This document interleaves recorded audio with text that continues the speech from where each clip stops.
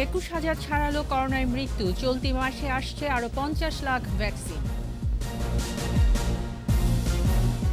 ঢাকা বিভাগে অ্যাস্ট্রাজেনেকার দ্বিতীয় ডোজ দেওয়ার শুরু, গ্রহীতাদের সন্তোষ। টিকা নেয়াদের মধ্যে মৃত্যুহার কম, অন্তঃসত্ত্বা মায়েদের আওতায় আনার সুপারিশ। শরণার্থীদের নিয়ে বিশ্ব ব্যাংকের এক গুচ্ছ প্রস্তাব, বাংলাদেশের প্রত্যাখ্যান।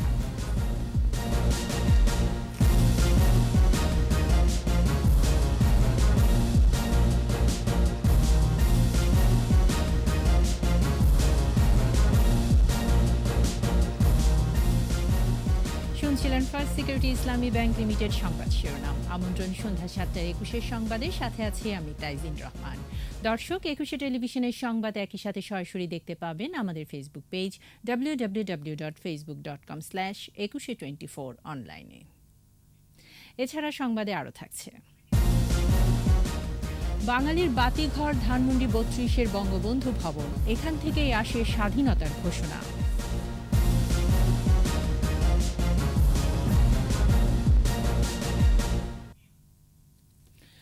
করোনায় দেশে মৃতের সংখ্যা 21,000 ছাড়ালো, 24 ঘন্টায় মারা গেছেন 246 জন। ঢাকা বিভাগেই মারা গেছেন 76 জন, শনাক্ত 15,989। পরীক্ষার বিপরীতে দৈনিক সংক্রমণ হার 29.91%।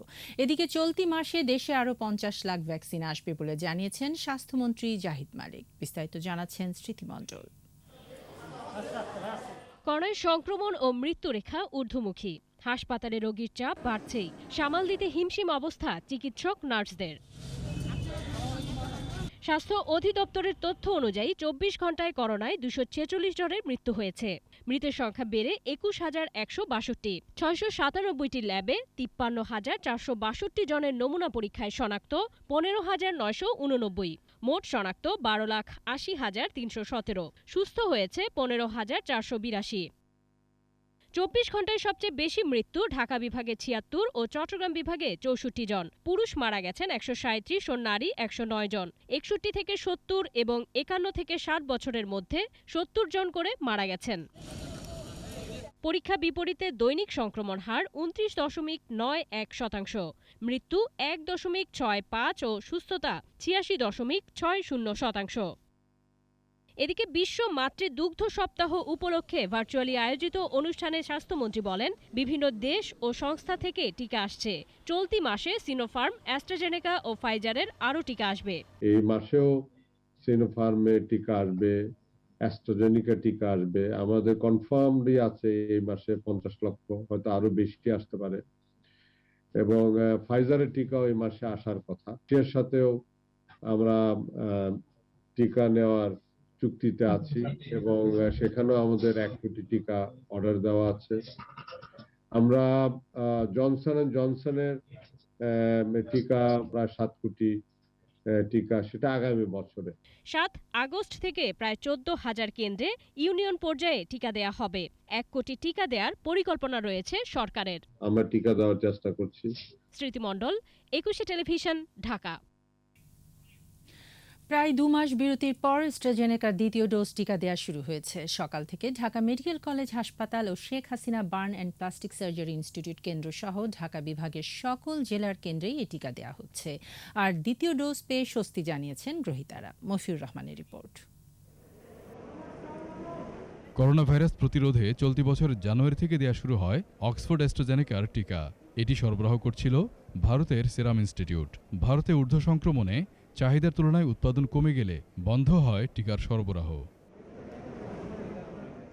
26 এপ্রিল থেকে বন্ধ হয়ে যায় অ্যাস্ট্রাজেনেকার টিকার প্রথম ডোজ দেয়া। একই সাথে বন্ধ করা হয় নতুন রেজিস্ট্রেশনও। সম্প্রতি জাপান থেকে অ্যাস্ট্রাজেনেকার টিকা আসায় দ্বিতীয় ডোজ বাকি থাকাদের দেয়ার সিদ্ধান্ত হয়। এর প্রেক্ষিতে সোমবার সকাল থেকে অ্যাস্ট্রাজেনেকার টিকা দেওয়া শুরু হয় ঢাকা মেডিকেল কলেজ হাসপাতালের টিকাদান কেন্দ্র সহ ঢাকা বিভাগের সব কেন্দ্রে। জাস্ট 9টার সময় আসি, 2 ঘন্টা ধরে আমরা অপেক্ষা করতেছি। গতকাল খবরে দেখলাম যে আজকে থেকে দেওয়া হবে অ্যাস্ট্রাজেনেকা টিকা, সেজন্য আজকে এসেছি। টিকাদানে দায়িত্বরত চিকিৎসক নার্সরা বলছেন, একটি ভায়াল থেকে 10 জনকে দেয়া যায়, তাই 10 জন হলেই দেয়া হচ্ছে টিকা। আমরা সকাল থেকে শুরু করছি, তো 10 জন করে একটা ভায়ালে 10 জন দেওয়া যায়। 10 জন আগে আসলে তারপর আমরা একটা ভায়াল ওপেন করি, নয়তো ওই ভায়ালের টিকাগুলো নষ্ট হওয়ার চান্স থাকে। দীর্ঘ অপেক্ষার পর দ্বিতীয় ডোজ টিকা পেয়ে স্বস্তি জানান গ্রহীতারা। আনঅ্যাভেলেবিলিটির কারণে বা না থাকার কারণে আসলে দিতে পারিনি, আর 1 মাস কি 1.5 মাস পরে আমি সেকেন্ড ডোজ আজকে দিতে পারলাম। বেশ ওয়ারিড ছিলাম, এখন আলহামদুলিল্লাহ যেহেতু সেকেন্ড ডোজ কমপ্লিট হয়ে গেছে, কাইন্ড অফ এখন একটু চিন্তা কম লাগতেছে। ফার্স্ট ডোজ খুব ভালো হয়েছে, আমার কোনো প্রতিক্রিয়া হয় নাই। আমরা দুজনেই এই ডোজ পূর্ণ করলাম। টিকা সংকটে 15,21,000 মানুষ দ্বিতীয় ডোজের অপেক্ষায় ছিলেন। মফিউর রহমান, 21 টেলিভিশন, ঢাকা। করোনার ভয়াবহতার মধ্যে খানিকটা স্বস্তির খবর দিলেন বঙ্গবন্ধু শেখ মুজিব মেডিকেল বিশ্ববিদ্যালয়ের একদল গবেষক। তারা জানিয়েছেন, অক্সফোর্ড অ্যাস্ট্রাজেনেকা টিকা গ্রহণকারী 98% শরীরে অ্যান্টিবডি পাওয়া গেছে, আর টিকা নেয়ার রোগীরা তুলনামূলকভাবে কম ঝুঁকিতে আছেন বলে জানিয়েছে আইইডিসিআর এর অপর একটি গবেষণা। এদিকে গর্ভবতী ও দুগ্ধদানকারী মায়েদের টিকা দেওয়ার সুপারিশ করেছে বিশেষজ্ঞ কমিটি নাইটেক। স্মৃতিমণ্ডলের আরেকটি রিপোর্ট।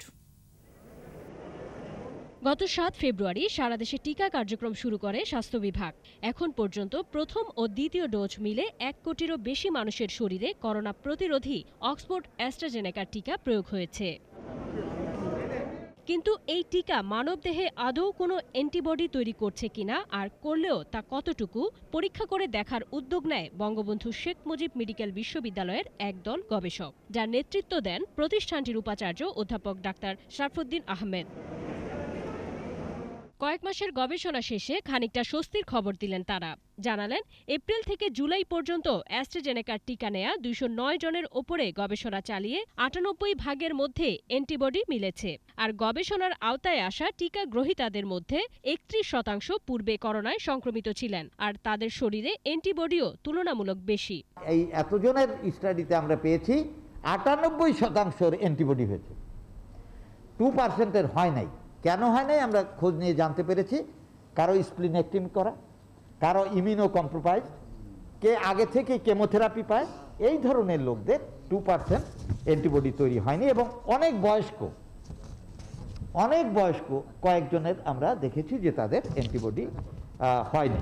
তবে সময়ের সাথে সাথে অ্যান্টিবডির উপস্থিতি কতটুকু পরিবর্তন হয় তা নিশ্চিত হতে আরও গবেষণা প্রয়োজন বলেও জানান তারা। এদিকে টিকা না নেয়া রোগীদের মধ্যে মৃত্যুর হার 3%, আর টিকা নেয়ার পর করোনা সংক্রমিত হলেও মাত্র 0.3% রোগী মারা যাচ্ছে, এমন তথ্য উঠে এসেছে আইইডিসিআর এর অপর একটি গবেষণায়।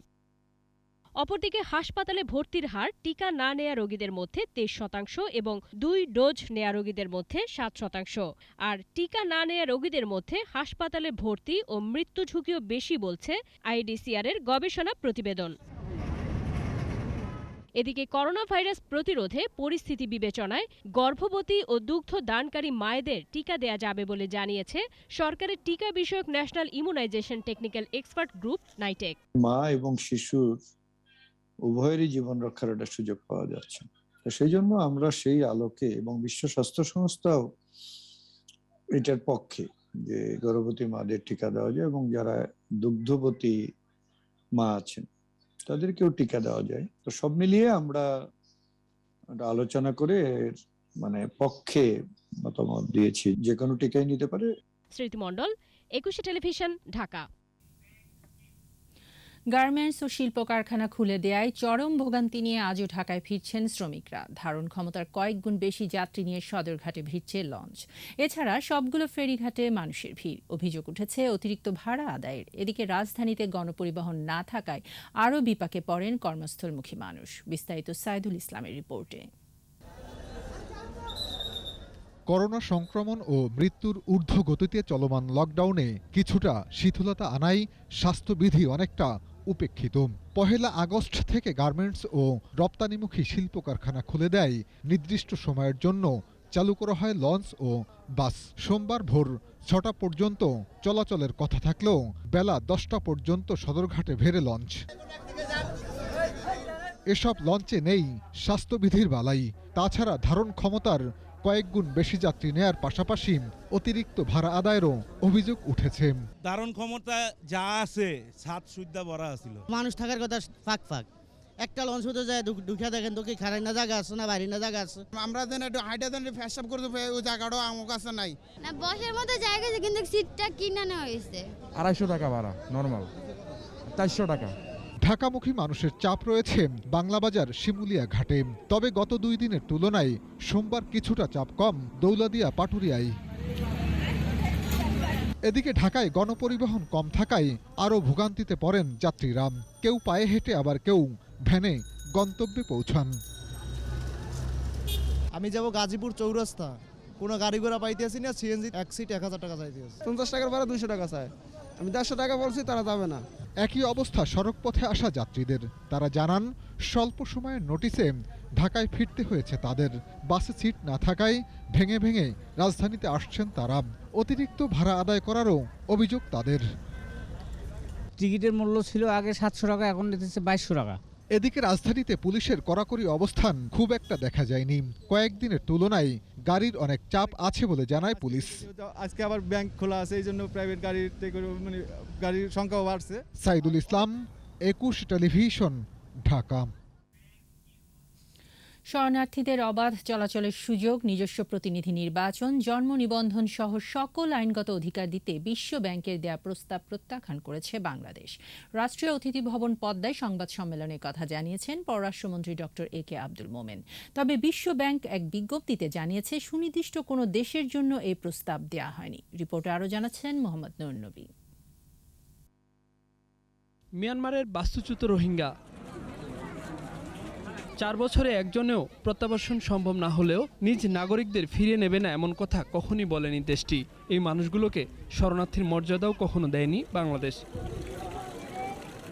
শরণার্থী আছে এমন 16টি দেশে এসব মানুষের জীবন মান উন্নয়নে $2 বিলিয়ন তহবিল গঠন করেছে বিশ্বব্যাংক। সহায়তা পেতে একজন নাগরিকের মতোই সকল সুযোগ সুবিধা দেবার শর্ত জুড়ে দিয়েছে সংস্থাটি, যা মানা অসম্ভব জানিয়েছেন পররাষ্ট্রমন্ত্রী। বলেছেন রোহিঙ্গা দেখভালের দায়িত্ব একা বাংলাদেশের নয়, বিশ্বের সকল দেশের। আমরা এই রিপোর্টটা যেহেতু প্রথমত এরা রিফিউজি না, আমরা পুরোপুরি রিজেক্ট করেছি। এই রিপোর্টের সাথে আমাদের চিন্তা ভাবনার মোটেই মিল না। আমরা মনে করি তাদের অনলি ওয়ে আউট সুন্দর ভবিষ্যতের জন্য, তারা ওয়ার্ল্ড ব্যাংক বলেছেন এদের সুন্দর ভবিষ্যতের জন্য এদের ইন্টিগ্রেট করতে হবে সমাজের সাথে। আমরা বলছি না, তাদের সুন্দর ভবিষ্যতের জন্য তারা তাদের দেশে ফেরত যেতে হবে। আপত্তিকর প্রস্তাবগুলো বাদ দিয়ে একটি চুক্তি করার সমঝোতার চেষ্টা চলছে। তবে প্রস্তাবে বিশ্ব আর্থিক প্রতিষ্ঠানটি রাজি হলেও এখনো কোনো অগ্রগতি হয়নি বলেও জানানো হয় সংবাদ সম্মেলনে। ওগুলো আমরা গ্রহণ করি না, তো সেইখানে কিছু অ্যাডজাস্টমেন্ট হবে, বাট তারা আমাদের একটা প্রেসারে রাখবে, এটা নিশ্চিত যে আমাদের একটা প্রেসারে রাখবে। বাট আমরা আউটরাইট বলছি যে এগুলো not applicable to the Rohingya displaced people, এবং যেগুলো আমরা অপছন্দ করি সেগুলো বাদ দিয়ে আমরা একটা এগ্রিমেন্টের ব্যবস্থা করছি। বাই এন্ড লার্জ আমরা ইনাদের যে বড় বড় কথাগুলো আমরা সব বাদ দিব।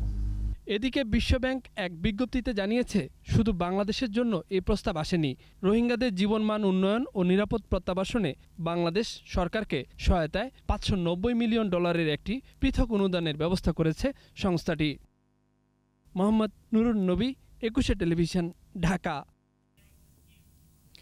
এবার শোকাবহ আগস্ট।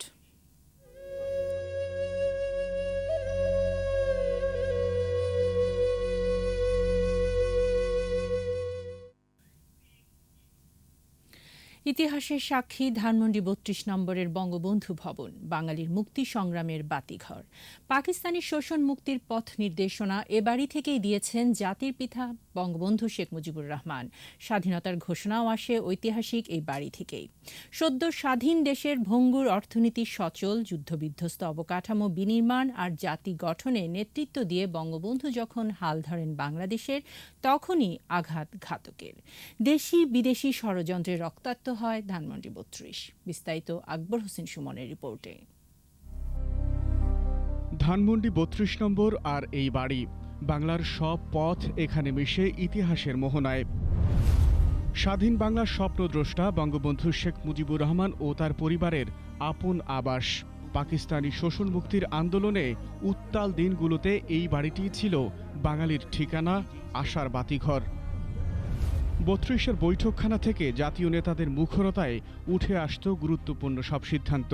বাঙালির মুক্তির সনদ ৬ দফা, স্বাধীন সার্বভৌম ভূখণ্ড, অর্থনীতি, পররাষ্ট্রনীতি কিংবা সংবিধান। এ বাড়ির প্রতিটি দেয়ালেই এসব ঐতিহাসিক দলিলের দীর্ঘশ্বাস। দোতলায় শোবার ঘরের পাশে লাগোয়া ঘরগুলো বঙ্গবন্ধুর প্রিয় সন্তানদের। বাড়ি জুড়ে খেলে বেড়াত ছোট্ট রাসেল। রাজনীতির এই আঁতুর ঘরেই বঙ্গবন্ধুর প্রিয় হাসুমনির সংগ্রামের পথ চলা, শেখ কামাল ও শেখ জামালের মুক্তিযোদ্ধা হয়ে ওঠা। ২৫ মার্চের কাল রাতে গণহত্যার পর ২৬ মার্চ প্রথম প্রহরে ৩২ নম্বর থেকেই স্বাধীনতার ঘোষণা দেন জাতির পিতা। সেদিনই এই বাড়ি থেকে শেষবারের মতো বঙ্গবন্ধুকে গ্রেফতার করে পাকিস্তানের কারাগারে পাঠানো হয়। এখানে থেকেই কিন্তু উনি স্বাধীনতার ঘোষণা দিলেন, বাংলাদেশের স্বাধীনতা ঘোষণা রাত্রে দিলেন এবং আর্মিরা তাকে, পাকিস্তান আর্মিরা তারা নিয়ে গেলেন। স্বাধীনতার সেই লাখো লাখো লোক যখন এই মিছিলও শুরু হতো এখান থেকে, আবার মিছিল শেষও হতো এখান থেকে ঘোষণা দিয়ে আরম্ভ হতো, আবার এখানে এসেই শেষ হতো। অর্থাৎ যত আন্দোলন, যত কিছু, সবকিছুই কিন্তু এখান থেকেই, এই বঙ্গবন্ধুর বাড়ির থেকেই, ৩২ নম্বর থেকে হয়েছে। দীর্ঘ ৯ মাসে রক্তক্ষয়ী যুদ্ধ শেষে বিধ্বস্ত এ ভূখণ্ডের বাতাসে তখনও বারুদের গন্ধ। পাকিস্তান কারাগার থেকে মুক্ত হয়ে স্বাধীন স্বদেশে পা রেখে জনতার মঞ্চ কাঁপিয়ে বঙ্গবন্ধু ফিরে আসেন তার প্রিয় ৩২-এ। হুকুমের আসামি বা ষড়যন্ত্রকারীদের বিচার কিন্তু যে একজন মেইন ক্রিমিনাল তার চেয়েও কিন্তু বেশি হওয়ার কথা। অতএব তাদেরকে আমরা জানতে চাই, জাতি জানতে চাই, সেই মহান ব্যক্তি, মহাপুরুষ বঙ্গবন্ধুকে যারা হত্যা করছিল তাদের পিছনে কারা ছিল হত্যাকারীদের, তাদেরকে আমরা জানতে চাই। ৩.৫ বছরের পথ চলায় পূর্ণাঙ্গ রাষ্ট্র ব্যবস্থার ভিত গড়ে দেন বঙ্গবন্ধু। যে অগ্রযাত্রায় স্বাধীনতা বিরোধী চক্রের চক্ষুশূল হয়েছিল। দেশীয় আন্তর্জাতিক ষড়যন্ত্রে ইতিহাস মুছে ফেলার ধ্বংসযজ্ঞে বলি হন বঙ্গবন্ধু ও তার পরিবারের সদস্যরা। ১৫ আগস্টের কাল রাতের সাক্ষী এই ধানমন্ডি ৩২। আকবর হোসেন সুমন, ২১ টেলিভিশন, ঢাকা। নিচ্ছি সংবাদ বিরতি। বিরতির পর যা থাকবে: কোনো আইপিটিভির অনুমোদন নেই, যাচাই বাছাই চলছে ৬০০ আবেদনে।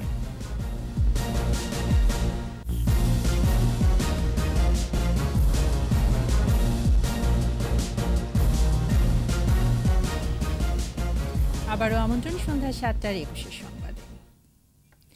কথিত আইপিটিভির সংবাদ পরিবেশন ও সম্প্রচারের কোনো অনুমতি নেই। সচিবালয়ে তথ্য ও সম্প্রচার মন্ত্রী ডক্টর হাসান মাহমুদ বলেছেন, এখন পর্যন্ত কোনো আইপিটিভিকে অনুমোদন দেওয়া হয়নি।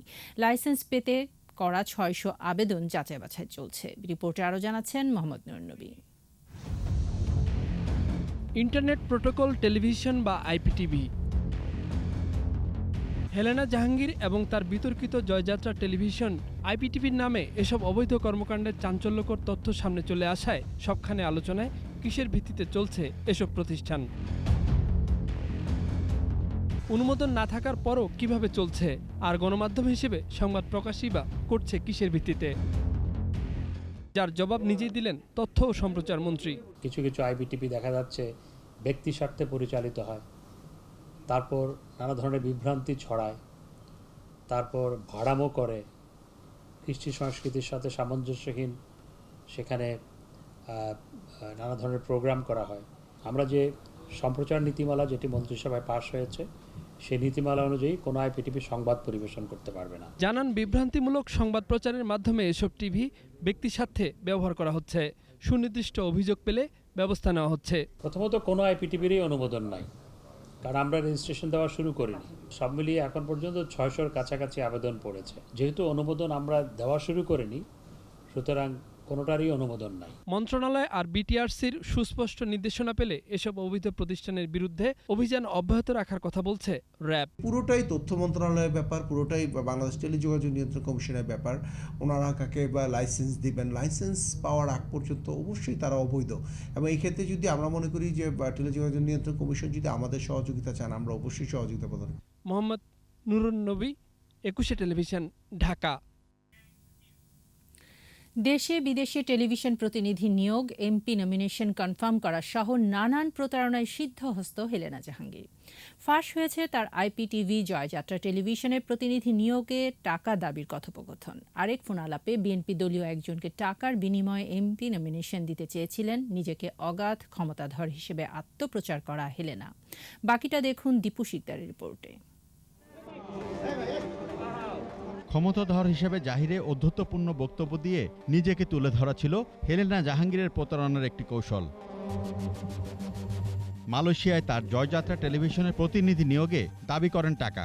ফাঁস হয়েছে এমন একটি ফোন আলাপ। শোনো, তুমি বলবা কি মেহেদি, আপনি মাসে মাসে 1 লাখ টাকা করে 5 মাসে 6 মাসে 6 লাখ টাকা দিয়ে দেন, আমি আপনাকে একদম ওইখানকার বুড়ো চিপ বানাই দিই। আমাদের এখন টাকা দরকার, আর কোনো কথা নেই। আপনি তো আমার অনেকবার ফোন দিচ্ছেন, আমি একটা পলিসি অ্যাপ্লাই করেছি, সেটা হচ্ছে আপনি কিছু টাকা দেন, আমি ম্যাডামকে ব্যাপারে রাজি করাই। টাকা পেলে সংসদ সদস্যের নমিনেশন কনফার্ম করে দেবেন, এমনটাই জানা গেছে তার আরেক ফোন আলাপ থেকে। নতুন একটা গেস্ট পাঠাবো না, আমি বিএনপির এক নেতা আছে তো, প্রবাস থেকে পাঠাবো না। বিএনপি না আওয়ামী লীগ? আরে বিএনপি, ওই যে ইসে মোংলা রামপাল আছে না, ওখানে এমপি ইলেকশন করছিল এবারে। টাকা টাকা দিবে, টাকা টাকা দিলে ভাইরাল করে দিবে একদম, পরবর্তীতে এমপি ফাইনাল। আমি তো আবার ভাইরাল করার ওস্তাদ। টাকা আদায়ের কৌশল এমন কোনো জায়গা নেই যেখানে তিনি প্রয়োগ করতেন না। নিজ প্রতিষ্ঠানের কর্মীদের কাছ থেকেও টাকা নিতেন নানাভাবে। ফেসবুক মেসেঞ্জারে বার্তা পাঠিয়ে মাসিক ভিত্তিতে টাকা না দিলে চাকরি থাকবে না বলে হুমকি দিতেন। তাদের কথা যে আপনারা মাঠে ইনকাম করেন, মানুষ যারা আছে, ক্লায়েন্ট যারা আছে, তাদেরকে ধরেন, তাদেরকে ব্ল্যাকমেইল করেন, করে আমাদেরকে দেন, আপনি নেন। হেলেনা জাহাঙ্গীরের এমন অনেক অপকর্মের নানান তথ্য পাওয়া যাচ্ছে বলে জানিয়েছে র্যাব। জয়যাত্রা টিভির সাথে বা এই ধরনের চাঁদাবাজির সাথে ওনার পক্ষ হয়ে যারা কাজ করতেন চাঁদার সঙ্গে, এদের কয়েকজনকেও আমরা গ্রেপ্তারের জন্য চেষ্টা করি এবং সাম্প্রতিক সময়ে আমরা আশাবাদী যে এই চক্রের সাথে যারা জড়িত এদেরকেও আমরা গ্রেপ্তার করতে সক্ষম হব। তার বিরুদ্ধে গুলশান থানার মামলা তদন্ত করছে ঢাকা মহানগর গোয়েন্দা পুলিশ। দীপু শিকদার, 21 টেলিভিশন, ঢাকা। রাজধানীর শাহ আলী থানার 2 মামলায় ভুয়া বিশেষজ্ঞ চিকিৎসক ঈশিতাকে 6 দিনের রিমান্ডে নিয়েছে পুলিশ। অন্যদিকে মডেল পিয়াসা আর মৌকে মাদক মামলায় 3 দিনের রিমান্ড দিয়েছে আদালত। প্রতারণার অভিযোগে রাজধানীর মিরপুর এলাকা থেকে সহযোগী সহ র্যাবের হাতে গ্রেফতার হওয়া ইশরাত রফিক ঈশিতাকে আদালতে তোলা হয় আজ। 2 মামলায় তাদের 10 দিনের রিমান্ড চাওয়া হলে আদালত 6 দিনের রিমান্ড মঞ্জুর করেন। এদিকে গোয়েন্দা পুলিশের অভিযানে ব্ল্যাকমেইলিংয়ের অভিযোগে গ্রেফতার মডেল পিয়াসা এবং মৌকে 3 দিনের রিমান্ড দিয়েছে আদালত। তাদের দুজনের বিরুদ্ধে মাদক আইনে রাজধানীর গুলশান ও মোহাম্মদপুর থানায় মামলা হয়েছে।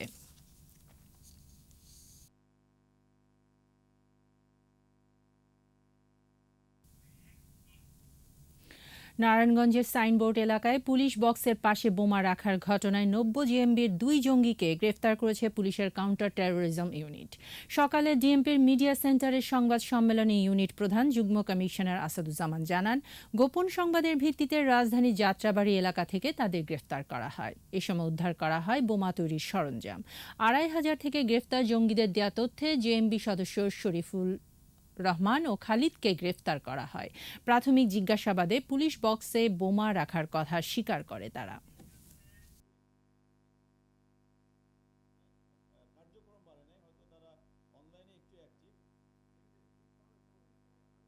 স্পেশাল অ্যাকশন গ্রুপের টিম অভিযান পরিচালনা করে 2 জন জেএমবির গতকালকে তাদেরকে গ্রেফতার করি। তাদের তৎপরতা অনলাইনে কিছুটা বৃদ্ধি পেয়েছে, নট অফলাইন। সবচেয়ে ওয়ান্টেড সেই ফোরকানের তত্ত্বাবধানে এবং ফোরকানের নির্দেশনা মতেই তারা এই বোমাটি তৈরি করেছিল। আবারও করোনা পরিস্থিতির খবর। একদিনে বগুড়ায় 26 জন সহ বিভিন্ন জেলায় করোনা উপসর্গে মারা গেছেন 176 জন। সংক্রমণ বেড়েছে বরিশাল ও কুষ্টিয়ায়। 21 প্রতিনিধিদের সহায়তায় রত্না জামানের রিপোর্ট। বগুড়া জেলার বিভিন্ন হাসপাতালে করোনায় আক্রান্ত হয়ে 18 জন এবং উপসর্গ নিয়ে মারা গেছেন 8 জন। নতুন শনাক্ত 126 জন। শনাক্তের হার 26.35%। বরিশালে একদিনে 23 জনের মৃত্যু হয়েছে। তাদের মধ্যে করোনায় মারা গেছেন 5 জন ও উপসর্গ নিয়ে 18 জন। 188 জনের নমুনা পরীক্ষায় শনাক্ত 105 জন। শনাক্তের হার 55.85%। ময়মনসিংহ মেডিকেল কলেজ হাসপাতালে মারা গেছেন 23 জন। এর মধ্যে 7 জন করোনা আর বাকিদের মৃত্যু হয়েছে উপসর্গে। শনাক্তের হার 30.61%। রাজশাহী মেডিকেলে করোনায় আরও 15 জনের মৃত্যু হয়েছে। উপসর্গে মারা গেছেন 8 জন। ওঠানামা করছে সংক্রমণ হার। 368 জনের নমুনা পরীক্ষায় শনাক্ত হয়েছে 100 জন। সংক্রমণ হার 27.17%। সিলেট বিভাগে করোনায় আক্রান্ত হয়ে একদিনে 14 জনের মৃত্যু হয়েছে। সিলেটে শনাক্তের হার 45.41%। কুষ্টিয়ায় করোনায় 7 জন ও 2 জন উপসর্গে মারা গেছে। জেলায় 1125 জনের নমুনা পরীক্ষায় 480 জন শনাক্ত হয়েছে। শনাক্তের হার 42.66%। চট্টগ্রামে করোনায় মারা গেছেন আরও 11 জন। নতুন শনাক্ত 985 জন। সংক্রমণ হার 35.35%। দিনাজপুরে করোনায় 1 জন ও উপসর্গে 4 জনের মৃত্যু হয়েছে। শনাক্তের হার 26.14%। চুয়াডাঙ্গায় 5 জনের মৃত্যু হয়েছে। 2 জন করোনা ও 3 জন উপসর্গে মারা গেছেন। শনাক্তের হার 17.12%। রত্না জামান, 21 টেলিভিশন। করোনা সংক্রমণ বেড়ে যাওয়ায় সক্ষমতা দ্বিগুণ রোগী ভর্তি এখন ময়মনসিংহ মেডিকেল কলেজ হাসপাতালের কোভিড ইউনিটে। অতিরিক্ত রোগীর চাপ সামলাতে হিমশিম অবস্থায় চিকিৎসক ও স্বাস্থ্যকর্মীরা। ময়মনসিংহ বিভাগীয় প্রতিনিধি আতাউর রহমান জুয়েলের রিপোর্ট, জানাচ্ছেন রত্না জামান। জ্বর ও শ্বাসকষ্ট নিয়ে গেল 28 জুলাই সুনামগঞ্জের ধরমপাশা সদরের আবুল হাশিম চৌধুরীকে ভর্তি করা হয় ময়মনসিংহ মেডিকেল কলেজ হাসপাতালের করোনা ইউনিটে। ভর্তির পর থেকেই তার অক্সিজেন সাপোর্ট লাগছে।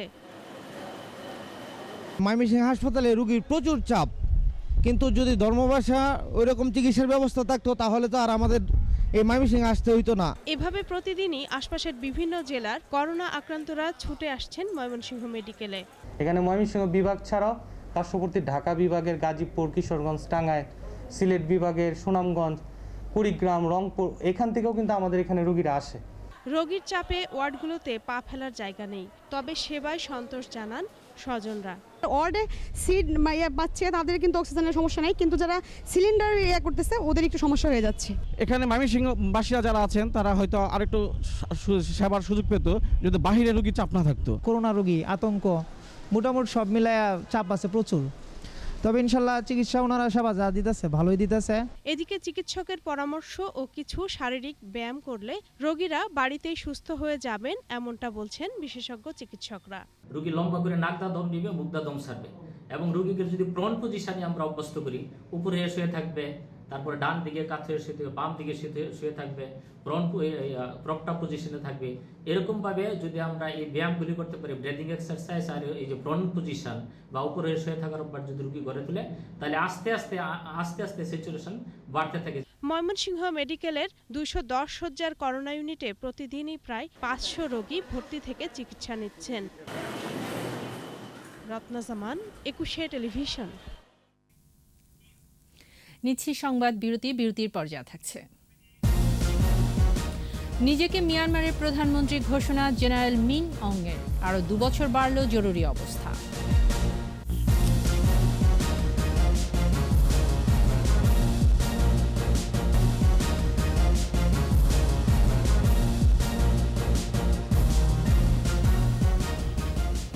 আবারও আমন্ত্রণ সন্ধ্যা 7:21 সংবাদে। সারা দেশে সরকারিভাবে ধান চাল সংগ্রহ চলছে। কেউ মানহীন ধান চাল সরবরাহ করলে শাস্তিমূলক ব্যবস্থা গ্রহণ করা হবে বলে জানিয়েছেন খাদ্যমন্ত্রী সাধন চন্দ্র মজুমদার। সকালে নওগাঁর পোরশার নিদপুর এলএসডি পরিদর্শন শেষে সাংবাদিকদের প্রশ্নের জবাবে মন্ত্রী আরও বলেন, এরই মধ্যে ওএমএস দ্বিগুণ করা হয়েছে। সেপ্টেম্বর থেকে খাদ্য বান্ধব কর্মসূচির আওতায় চাল বিতরণ শুরু করা হবে। এবছর রেকর্ড পরিমাণ খাদ্য মজুত করা হয়েছে জানিয়ে মন্ত্রী আশ্বাস দেন, সংকট তৈরির কোনো সুযোগ নেই।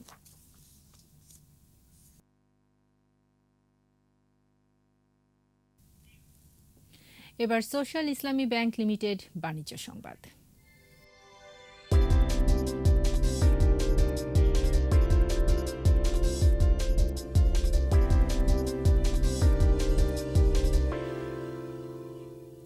স্বাস্থ্যবিধি মেনে হোটেল রেস্তোরাঁ খোলা রাখার দাবি জানিয়েছে বাংলাদেশ রেস্তোরাঁ মালিক সমিতি। সকালে ঢাকা রিপোর্টার্স ইউনিটিতে সংবাদ সম্মেলনে সমিতির নেতারা বলেন, খুলে দিলে 50% আসনের শর্তে তারা হোটেল রেস্তোরাঁ পরিচালনা করবেন। এছাড়া ব্যবসা চলমান রাখার জন্য এসএমই খাত থেকে 20,000 কোটি টাকা বরাদ্দ প্রদানের পাশাপাশি স্বল্প সুদে জামানতবিহীন ও দীর্ঘমেয়াদী ঋণ দেওয়ার দাবি জানান তারা।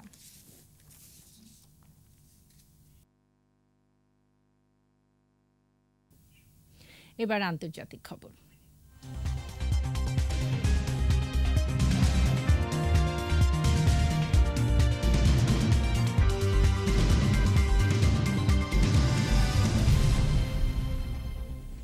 মিয়ানমারের সামরিক অভ্যুত্থানের মাধ্যমে ক্ষমতায় আসা জেনারেল মিন অং হাইং নিজেকে প্রধানমন্ত্রী হিসেবে ঘোষণা করেছেন। পাশাপাশি চলমান জরুরি অবস্থা বাড়িয়েছেন আরও 2 বছর। রোববার টেলিভিশনে দেয়া ভাষণে মিয়ানমার জান্তা প্রধান বলেন, 2023 সালের আগস্টের মধ্যেই নির্বাচন হবে, কিন্তু ততদিন জরুরি অবস্থা বহাল থাকবে। এর আগে জাতির উদ্দেশ্যে দেয়া ভাষণে শিগগির অবাধ ও সুষ্ঠু বহুদলীয় নির্বাচনের প্রতিশ্রুতি দিয়েছিলেন। সে সময় সবশেষ নির্বাচনে নির্বাচিত দলকে সন্ত্রাসবাদী বলে আখ্যায়িত করেন জেনারেল মিন অং।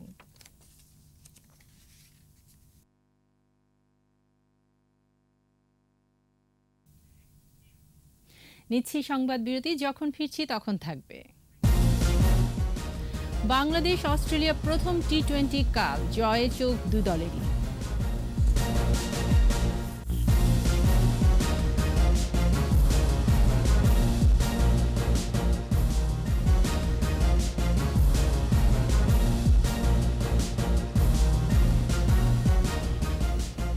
আবারও আমন্ত্রণ সন্ধ্যা 7:21 সংবাদে। এবারে খেলার খবর।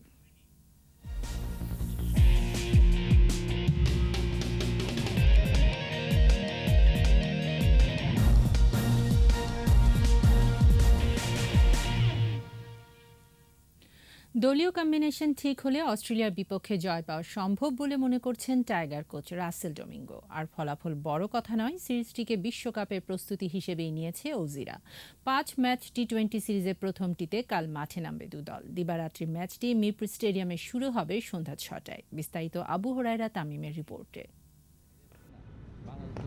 কখনো নিরাপত্তা, কখনো করোনা মহামারী, নানা কারণে বারবার পিছিয়েছে অস্ট্রেলিয়ানদের বাংলাদেশ সফর। শেষ পর্যন্ত খেলতে আসা অজিদের বিপক্ষে জয় দিয়েই সিরিজ স্মরণীয় করে রাখতে চায় বাংলাদেশ। তামিম মুশফিক লিটনদের মতো অভিজ্ঞদের অনুপস্থিতিতে শামীম হোসেন, মেহেদী হাসান, শরীফুলদের মতো তরুণদের উপর আস্থা রাখছেন কোচ। স্টিভেন স্মিথ, ডেভিড ওয়ার্নারের না সাথে লড়াইটা হবে মূলত অজি বোলারদের বিপক্ষে টাইগার ব্যাটসম্যানদের। স্টার্ক, হ্যাজেলউড ও জাম্পার বিপক্ষে সৌম্য সাকিবদের সাহসী ব্যাটিং করার পরামর্শ কোচের। ডোমিঙ্গো জানান, নিজেদের খেলাটা ঠিকঠাক খেলতে পারলে অজিদের হারানো সম্ভব। এদিকে অ্যারন ফিঞ্চ, গ্লেন ম্যাক্সওয়েল সহ অভিজ্ঞ 7-8 জনকে ছাড়াই ঢাকা এসেছে অস্ট্রেলিয়া। তাদের কাছে এ সিরিজের ফলাফলটা বড় নয়, বিশ্বকাপে নিজেদের প্রস্তুতি ও দল গোছানোটাই মুখ্য। আবু হুরায়রা তামিম, 21 টেলিভিশন। এদিকে অস্ট্রেলিয়ার বিপক্ষে টি-20 সিরিজের জন্য দল ঘোষণা করেছে বাংলাদেশ ক্রিকেট বোর্ড। করোনা বিধিনিষেধের কারণে জৈব সুরক্ষা বলয়ের বাইরে যাওয়ার সুযোগ না থাকায় দলে কোনো পরিবর্তন নেই।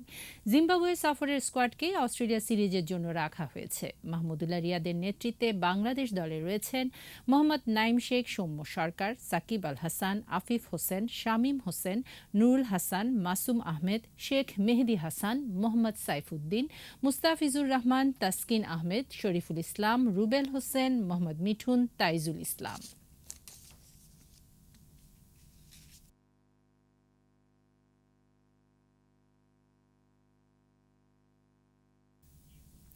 এবার অলিম্পিকের খবর। অস্ট্রেলিয়াকে হারিয়ে অলিম্পিক নারী হকিতে প্রথমবারের মতো সেমিফাইনালে উঠল ভারত। টোকিও অলিম্পিকে ভারতের পুরুষদের পর নারীরাও পৌঁছে গেলেন শেষ 4-এ। স্বর্ণ জিততে আর মাত্র 2টি জয় দরকার তাদের। কোয়ার্টার ম্যাচে অজিদের 1-0 গোলে হারিয়েছে ভারত। 22 মিনিটে ব্যবধান সূচক একমাত্র গোলটি করেন গুরজিৎ কৌর। এরপর মরিয়া হয়ে আক্রমণ চালায় অস্ট্রেলিয়া, কিন্তু গোলের দেখা পায়নি তারা। ফাইনালে উঠতে মঙ্গলবার আর্জেন্টিনার বিপক্ষে খেলবে ভারতীয় নারী দল।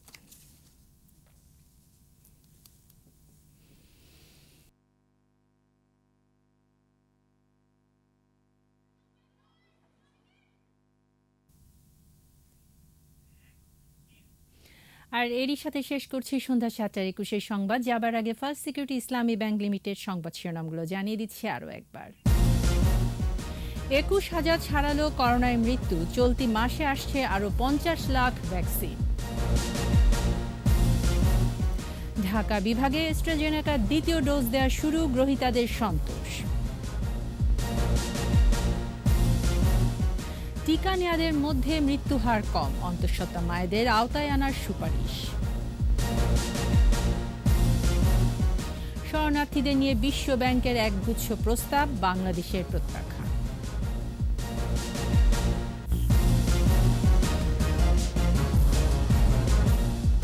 সর্বশেষ খবর জানতে ডায়াল করুন 2021 নম্বরে, আর ভিজিট করুন 21-tv.com এই ওয়েবসাইটে। এছাড়া ফেসবুকে লগ ইন করতে পারেন facebook.com/2124 অনলাইনে। পরের সংবাদ রাত 9টায় দেখার আমন্ত্রণ রইল। স্বাস্থ্যবিধি মেনে চলুন, সুস্থ থাকুন।